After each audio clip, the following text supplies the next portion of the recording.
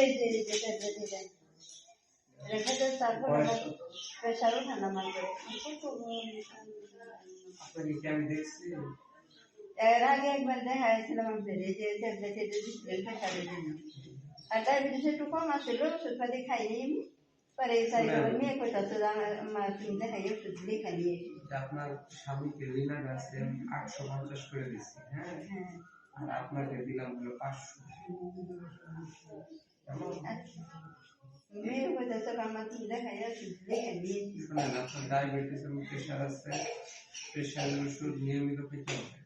প্রতিদিন তো খেতে স্যার। ডায়াবেটিসের ওষুধ নিয়মিত খেতে হবে।